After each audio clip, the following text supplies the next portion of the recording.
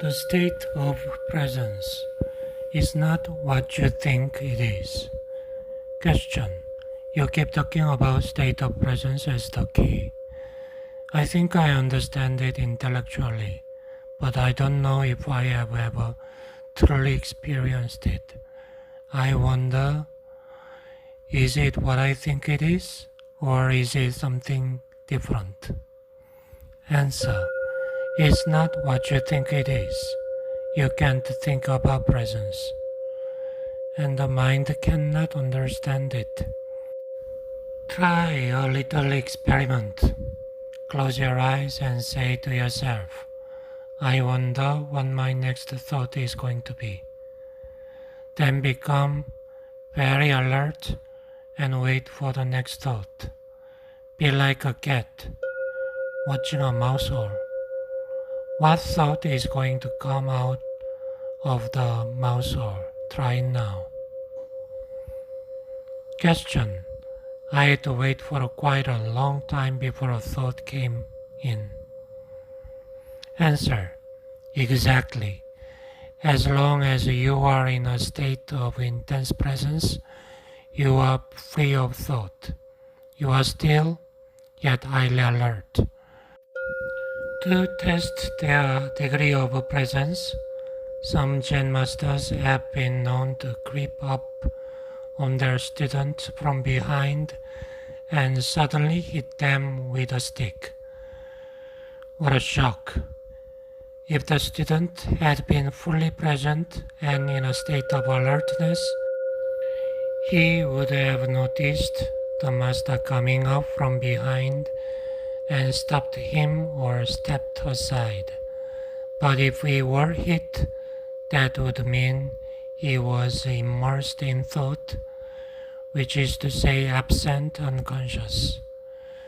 To stay present in everyday life, it helps to be deeply rooted within yourself. Otherwise, the mind, which has incredible momentum, will drag you along like a wild river. Question. What do you mean by rooted within yourself? Answer. It means to inhabit your body fully, to always have some of your attention in the inner energy field of your body, to feel the body from within, so to speak. Body awareness keeps you present. It anchors you in the now. Beauty arises in the stillness of your presence. Question. What you have just described is something that I occasionally experience for brief moments when I am alone and surrounded by nature. Answer. Yes, Zen masters use the word satori to describe a flash of insight, a moment of no mind and total presence.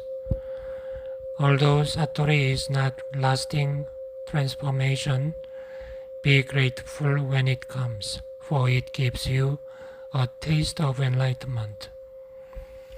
You may have experienced it many times without knowing it and realizing its importance. Presence is needed to become aware of the beauty, the majesty, the sacredness of nature. Have you truly listened to the sound of the mountain stream in the forest? To become aware of such things, the mind needs to be still.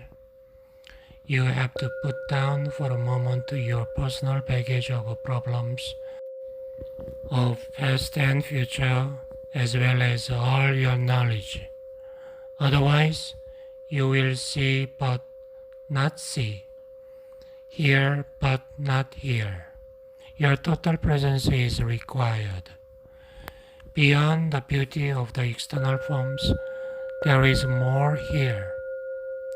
something that cannot be named, something ineffable, something deep, in a holier sense. Whenever and wherever there is beauty, this inner essence shines through somehow. It only reveals itself to you when you are present. Could it be that this nameless essence and your presence are one and the same?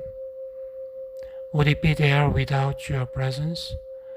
Go deeply into it. Find out for yourself.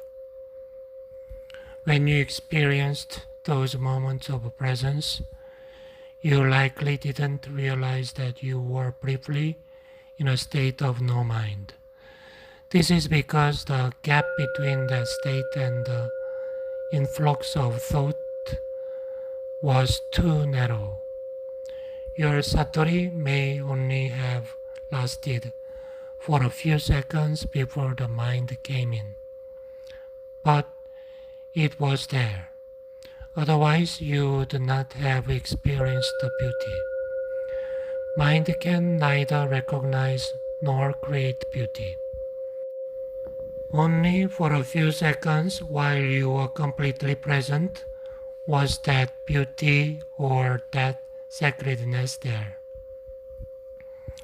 Because of the narrowness of that gap and a lack of vigilance and alertness on your part, you are probably unable to see the fundamental difference between the perception, the thoughtless awareness of beauty, and the naming and interpreting of it as thought.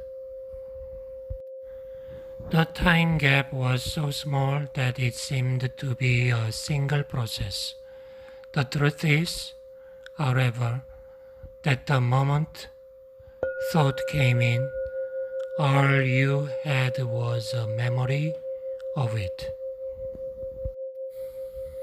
The wider the time gap between perception and thought, the more depth there is to you as a human being, which is to say, the more conscious you are.